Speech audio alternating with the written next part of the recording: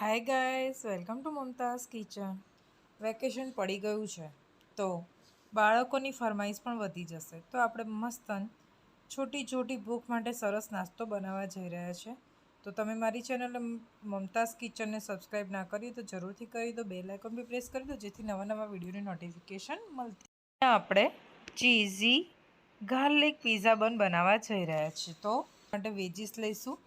Cabbage, capsicum, caret લીધા છે અહીંયા મેં, અને ઓનિયન. આ બધાને થોડા ઝીણા કટ કરી લીધા છે. અને જે બાઉલમાં લીધા છે તેમાં થોડો રેડ ચીલી સોસ લેવાનો છે અને ટોમેટો કેચઅપ લેવાનો છે.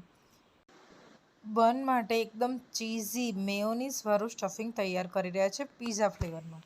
ઓરેગાનો, પેપ્રિકા અને મિક્સ હર્બ્સ.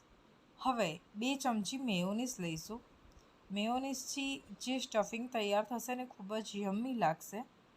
તો આ બધાને પ્રોપર આપણે મિક્સ કરી લેવાનું છે. તો જે આપણે બન તૈયાર કરવા જઈ રહ્યા છે, ચીઝી વેજ પિઝા બન, તેના માટેનું સ્ટફિંગ અહીંયા બનીને તૈયાર છે. હવે તેમાં આપણે ગાર્લિકની ફ્લેવર આપવાના છીએ. તો ગાર્લિક બટર તૈયાર કરીએ.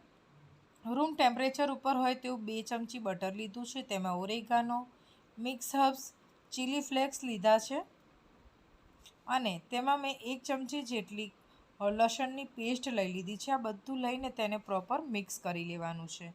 તો અહીંયા ગાર્લિક બટર પણ તૈયાર છે. તો હવે આપણે બનને તૈયાર કરી લઈએ. અહીંયા મેં મોટી સાઇઝનું રાઉન્ડ બન આવે છે તે લીધું છે. તમે ઈચ્છો તો દાબેલી અથવા વડાપાવનું બન આવે તેને પણ લઈ શકો છો. તેને વચ્ચેથી કટ કરીને સ્કૂપ કરી લેવાનું છે. થોડો મોટો પાર્ટ આપણે સ્કૂપ કરીશું જેનાથી આપણે સ્ટફિંગ આમાં વ્યવસ્થિત ભરી શકીએ. આપણે નાના બન લઈને પણ સ્ટફ કરી શકીએ. તે ઇઝીલી ખાવામાં સરળતાથી આપણે એને સર્વ કરી શકીએ છીએ.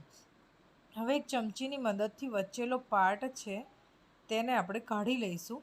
આ પ્રોસેસ કરતી વખતે ખૂબ જ સાવધાની રાખવી પડે છે, કેમ કે બન વચ્ચેથી ક્યાંય તૂટી ના જાય તે ધ્યાન રાખવાનું છે.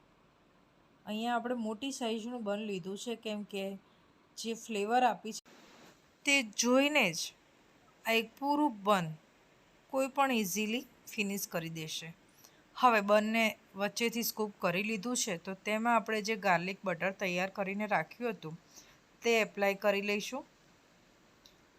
ગાર્લિક બટર લગાવવાથી એનો ટેસ્ટ ખૂબ જ સરસ આવે છે. તમે ઈચ્છો તો પ્લેન બટર પણ ઇસ્તેમાલ કરી શકો છો.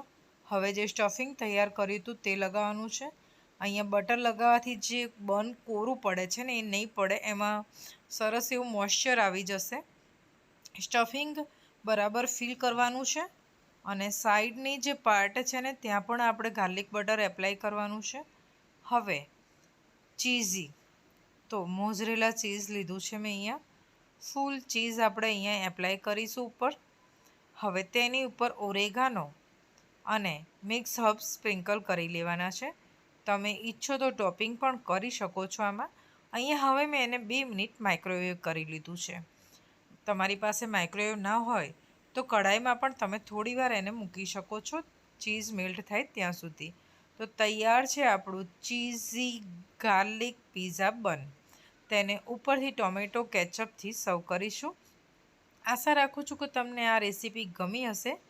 તો લાઈક અને શેર કરવાનું ભૂલતા નહીં. નાની ભૂખ માટે સરસ નાસ્તો બનીને તૈયાર છે.